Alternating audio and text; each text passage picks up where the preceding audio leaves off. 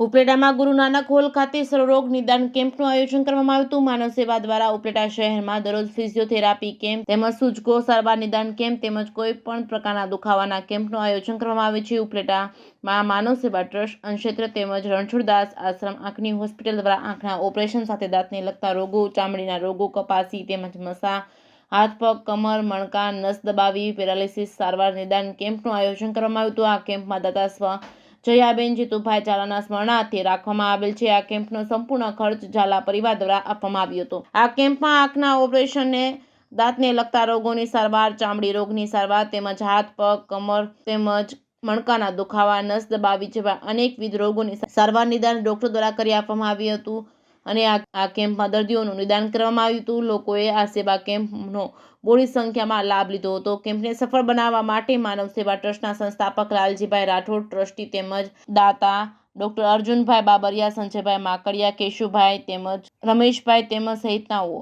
એ હાજર રહ્યા હતા અને વધુમાં વધુ લોકો આ સેવા કેમ્પનો લાભ લીધો હતો। JKS ન્યૂઝ ગુજરાતી સાથે અર્શી આહિર, ઉપલેટા। મારું નામ જીતુભાઈ કરશનભાઈ ઝાલા, મારુતિ ઇન્ડસ્ટ્રીઝ ઉપલેટા। આજરોજ માનવ સેવા ટ્રસ્ટે એક મેડિકલ નિદાન કેમ્પનું આયોજન કર્યું છે। એમાં અમે સ્પોન્સર તરીકે આજે સેવા આપી છે। અમે તો ખાલી માત્ર થોડાક પૈસા દઈને છૂટી ગયા, પણ એક આ માનવ સેવા ટ્રસ્ટ વર્ષોથી એક પાયાનું કામ કરી અને રોજના 200 થી 300 લોકોને ટિફિન ઘરે ઘરે જોઈને હોસ્પિટલની અંદર જરૂરિયાતમંદ માણસોને એ રાંધીને ટિફિન બનાવી અને સ્થળ સુધી પહોંચાડે છે। ગરીબ જે ઝૂંપડપટ્ટીમાં રહેતા એવા 100 વિદ્યાર્થીને પોતાને ત્યાં બોલાવી ટ્યુશન કરી અને ભણાવે છે। ઘણી બધી દીકરીઓ હોય કે જે ગરીબ મા બાપની દીકરીઓ છે એને પોતાનું હુનર બહાર લઈ આવી, સીવણથી લગાડીને, મહેંદી ક્લાસથી લગાડીને ઘણું બધું કામ કરે છે। એટલે આજની તકે અમે તો ખાલી સ્પોન્સર નિમિત્ત છીએ। એક સેવા કાર્યની અંદર માનવ સેવા ટ્રસ્ટે અમને નિમિત્ત બનવાનો એક મોકો આપ્યો, પણ હું ખરો ધન્યવાદ આ માનવ સેવા ટ્રસ્ટના જે પાયાના જે માણસો જે છે ખડે પગે રહીને કામ કરે છે। કામ કરવું અને સમય આપવો ને તે ખૂબ અઘરી વસ્તુ છે।